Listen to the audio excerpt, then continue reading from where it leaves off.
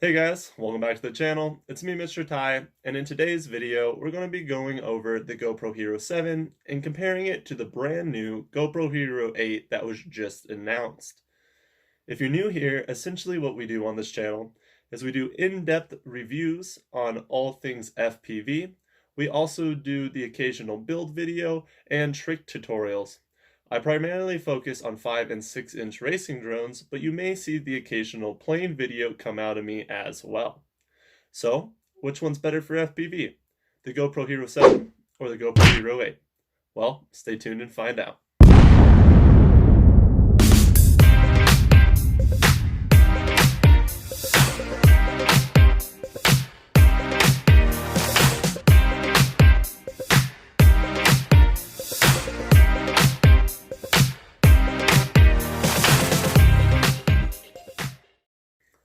Alright, so as many of you may know, the GoPro Hero 8 was just released and everyone is pretty hyped about it. In fact, almost everyone is saying it is leaps and bounds better than the GoPro Hero 7, and in a lot of ways that is true. However, is it better for FPV? Well, hopefully by the end of this video, I'll be able to answer that question for you. Also, if you stick around until the end, there will be a 15% off GoPro Hero 7 discount code at the very end of the video, so make sure you stick around for that.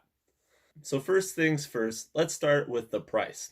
The GoPro Hero 7 did get a large price reduction. It is down to $329, and if you wait until Black Friday or use one of those 15% discount codes, you should be able to pick it for sub $300. The brand new GoPro Hero 8 is coming in at $399, which is what the GoPro Hero 7 used to be last month. So, what are you getting for that additional $70? Well, this is the first GoPro in the last 3 generations to change the overall form factor. For some people, this is definitely a bonus. However, if you already have a 3D printed mount for your GoPro Hero 7 or 6 or 5, you are going to have to get a brand new mount 3D printed. However, one of the biggest improvements about the new GoPro Hero 8 is they built a mount directly into it.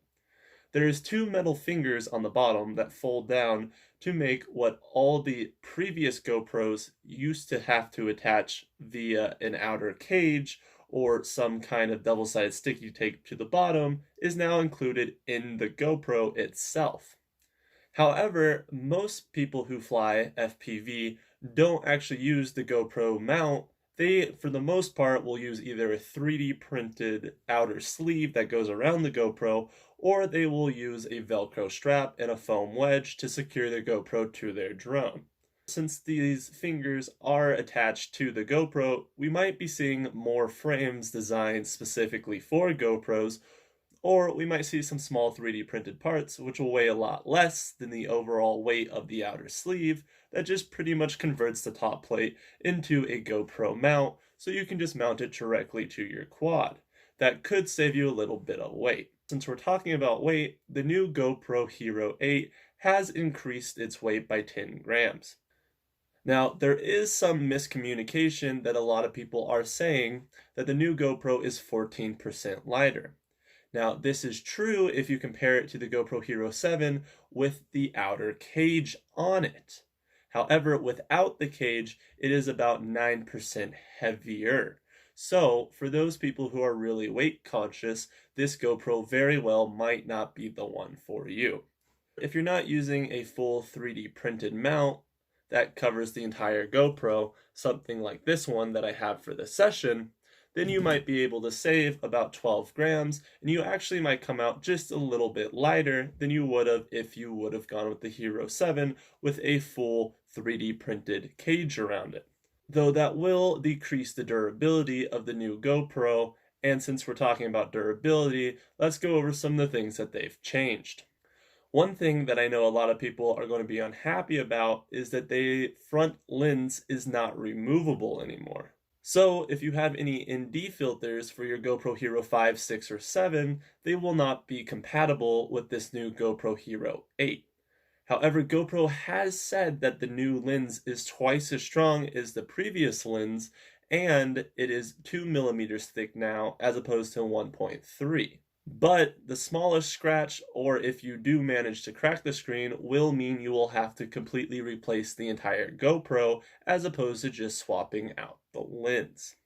Now, GoPro does have a GoPro Plus subscription that costs $5 a month, and if you do decide to sign up for that, if you crack the lens or damage your GoPro in any way, they will replace it for you, but you do have to send it off and there will be some turnaround time. I do highly recommend using the Best Buy warranty if you are in the States, because if you break your GoPro, you can just go straight to Best Buy, and for $40, which is the price of the 1-year warranty, you can just get your GoPro replaced. However, a lens is $20 for the GoPro Hero 7, and if you're just breaking a lens, it is going to be a lot more expensive now to replace the GoPro as opposed to just replacing the lens on the GoPro Hero 7. One of the other physical differences of the GoPro Hero 8 is it also has grown slightly in size. Now, GoPro is saying it's smaller than the GoPro Hero 7 in its cage, however, the GoPro Hero 7 out of its cage is smaller than the GoPro Hero 8 is stock. Now, if you do opt to put the entire GoPro inside a TPU cage, like most people are doing now with their GoPro Hero 7s, you will have to print an entire new TPU mount because the GoPro Hero 8 is bigger and does have a different footprint than the previous GoPros have had. And since the GoPro is slightly bigger, your TPU mount will probably weigh slightly more, on top of the fact that the GoPro already is slightly heavier. Although, if you do decide to put it inside a TPU cage, you can remove those two metal fingers at the bottom, and that should save you anywhere from 5 to 10 grams, depending on how much those metal fingers actually do weigh. One of the other things that GoPro has done with this new body design is it now accepts what they are calling mods. Essentially, a mod is an outer cage that changes the GoPro's functionality. There currently is 3 different mods from GoPro. The first one being proprietary for the other 2 to work. This one is called the Media mod. This is an $80 mod, and essentially it's a cage that goes on the outside of the GoPro that adds a shotgun mic, as well as a micro HDMI cord, and a 3.5mm headphone jack. Now, one thing to note, the new GoPro Hero 8 has completely gotten rid of the HDMI port, so if you don't have the media mod, you aren't going to be able to hook this up directly to a TV or a monitor without that. You will have to remove the SD card to get the footage onto your TV or onto your computer, or download it via Wi-Fi. For some people, this might kind of be a pain in the butt, but for the most part, it's pretty easy to work around. And the last thing you're going to notice that's different on the construction of the GoPro is that it only has one door now instead of the 2 doors. On the GoPro Hero 7, it had one door to get to the battery, and the second door was to get to your ports and your SD card. On the GoPro Hero 8, there's just one door letting you get to your battery, SD card, and now the USB so you can charge it. However, the downside to this is for those people who were taking the battery out of their GoPro and running it off of their LiPo battery from their drone to save some weight, are no longer really going to be able to do this because you run the risk of ejecting your SD card when you take off that door. Then the second mod that they are releasing is a screen that can flip up, so if you're facing the camera and doing a vlog, you can see yourself. The screen will only attach to the media mod, so you have to already have the media mod to use this screen, and the screen comes in at another $80. The final and third mod that is being released in December, yes, they're not coming out with the GoPro, they won't be released until December, is the light mod. This is only a $50 mod, and it essentially just adds a big LED light, so if you are at night or if you need better lighting for vlogging, you'll have that light right on the GoPro. Now for FPV, none of these mods will ever be used because you just flat out don't need them on a drone, and for the most part, they're pretty silly if you ask me. However, if you do plan on doing serious vlogging with the GoPro, these media mods very well might come in handy, But this isn't a review about vlogging, it's a review about how good the GoPro will be for FPV. And for FPV, those mods are practically useless. The final change that they made to the GoPro Hero 8 is that it has 3 mics on it now. The GoPro Hero 7 only had 2 mics, and GoPro is claiming that the audio quality is much better and it is going to cut down wind noise drastically. However, from sample clips that I have heard, I can't really tell that big of a difference. They do have one of those mics on the front, and they say that this is what's cutting down the wind noise, but until I actually put it on the drone and test it for myself, I can't really tell you one way or the other.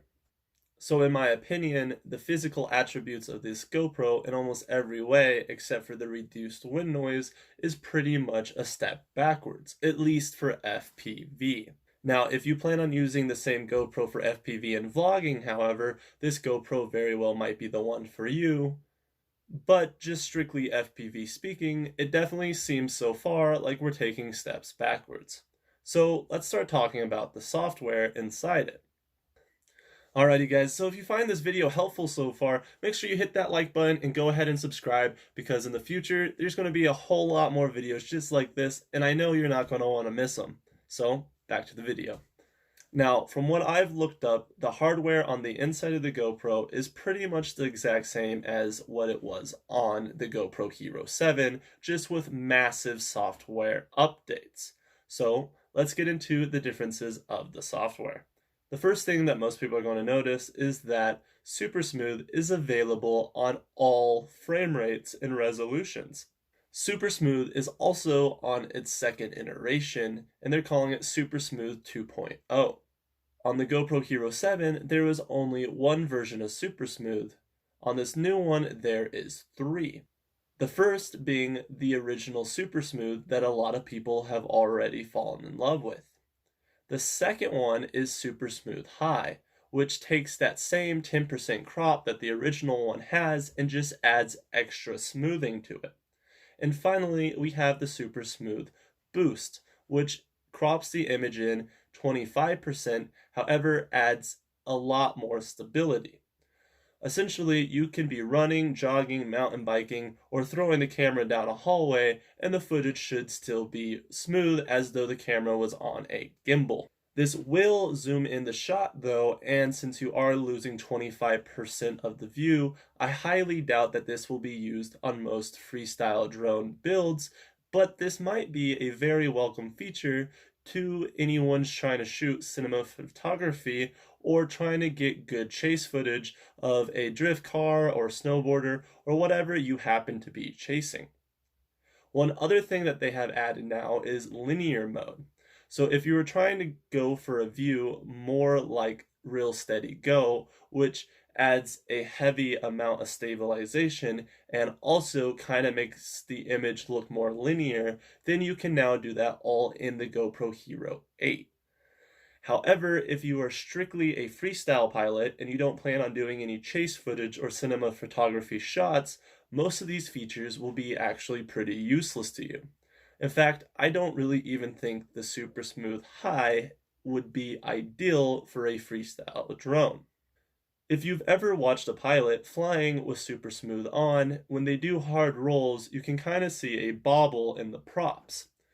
Now, some people really don't like this, and other people will even say Super Smooth is cheating. But we'll get into that more at the end of the video. But essentially, why I don't think that Super Smooth High is essential for freestyle drones or really even beneficial in any way is when you do a hard snap roll, that bobble will probably be even more obvious now, and if you do a wall tap or on your landings, you will see a lot more of that up and down motion that just doesn't look natural for an FPV drone. Now, this is just speculation, and I'm not going to know until I try it. However, I do feel that most people doing hard freestyle, if they're using Super Smooth at all, will just use the base setting and not go for the other two. The final thing I want to bring up about Super Smooth is now, and one of the coolest features, is if you do want to shoot in 1080, 240 frames a second for that super slow motion footage, you can put super smooth on that as well. So again, for those pilots who do use super smooth, this might be a very welcome feature. And just so you guys know, if you are flying in super view and you put super smooth on, that 10% crop is going to cut your 170-degree field of view down to 153 roughly. And if you decide to go for that super smooth boost, if you are doing those cinema photography shots, your field of view is now going to drop down to about 122 or 24, somewhere in there.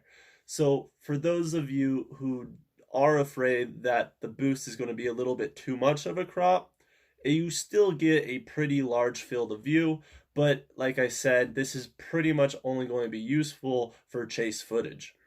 Now, earlier I told you you can put the camera in what they're calling linear mode. The new GoPro Hero 8 has introduced something that they're calling digital lenses, which essentially already existed on the GoPro Hero 7, but you would have to go deep into the settings and really tweak it to get these different effects. Now you can just real quickly click on a button and choose from one of the 4 digital lenses, and one of the brand new lenses that have not been on the previous GoPros is that linear mode I was talking about. However, there is super view, wide, linear, and I forget what the other one's called, but essentially it's the zoomed in version, which again, for FPV pilots, we will never use that bottom lens. We're primarily either going to be using super view or maybe the linear version, again, for those cinema photography shots. Now, one of the final big improvements that they've made on the GoPro Hero 8 that really is going to apply to us FPV pilots is the GoPro is much more capable of handling night shots than they have in the past. So if you plan on doing any night flying, your footage should be a lot more crisp, vibrant, and you will be able to pick out those details a lot easier now than in any of the previous GoPros in the lineup. Now, one of the other minor changes that they did do to the GoPro Hero 8 is that ProTune is now more accessible.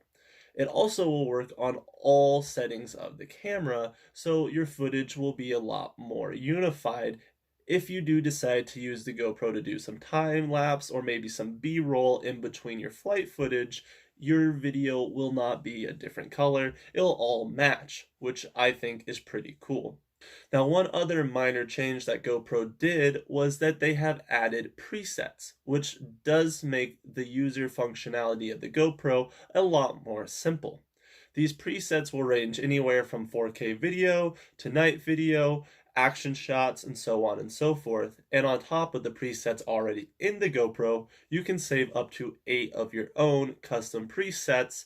So if there is a certain preset that you like for dusk or midday or night, you can go ahead and put that in your GoPro, and just by a couple clicks of the button, you can change all the settings really easy. And that's about it for everything that's useful for FPV. They did add a burst photo mode, which if you are an iOS user, it's a lot like live photos. Essentially, you click the button, it takes a 3-second video with 90 frames, a second and a half before you click the video, and a second and a half after you click the video, and you can scroll through there and pick one of those frames for, let's say, a thumbnail or whatever you may be doing. However, again, this really doesn't help FPV, but if you're a content creator like I am, this will be a great feature to get a good thumbnail. The HDR mode has also been improved, so it does take a lot better photos at night and during the day, and it does have that super oversaturated, crisp look that a lot of people are going for. GoPro is calling this, I'm pretty sure, super photo. Again, not really useful for FPV. So, which GoPro is better for FPV? Well, that really depends on what kind of pilot you are. If you view yourself more like Ladrib or maybe Mr. Still, who have both gone on record saying that they like lighter cameras, and they both very rarely use super smooth unless you know they're doing some cinema photography shots, then the GoPro Hero 7 very well might be the perfect GoPro for you. It's much cheaper, it's slightly lighter, There's already a whole bunch of 3D printed parts on the market for it for literally every frame imaginable. And the fact that the lens is removable will definitely save you money, and you won't be down a GoPro if you scratch or scuff that lens. Not to mention that there is a whole bunch of indie filters already on the market for that GoPro. However, if you view yourself more of a pilot like Johnny, where the art style isn't so much flying, the art style is more the end result or how epic of a video you can make, the GoPro Hero 8 very well might be the perfect choice for you. Those new hyper smooth features definitely are nice, and all those presets definitely make picking the perfect setting depending on your lighting or what kind of theme you're going for with the video definitely increases the value of the camera. And the fact that there's that linear mode will make that a lot more cinema photography shot, if that's what you're going for. Also, if you are a pilot who just wants one camera for vlogging, shooting, and FPV flight, then the 8 might very well be great for you as well. With all those media mods that are coming out in December, this camera really is the transformer of cameras. You can make it fit any situation you want, and that flexibility might be worth the extra $70 to you. And the downsides to the camera very well might be overweighed by those advantages. Alrighty guys, well thanks for staying until the end of the video. That discount code I told you about is right there on the screen now. And if you found what I did useful, again, make sure you go ahead and subscribe, help me grow this channel, because I am a brand new YouTuber. Also, feel free to check out one of these other videos that just appeared. Well, I hope this video was helpful in some way to you and helped you make a more educated buying decision. So, stay safe guys, and I'll see you in the next video.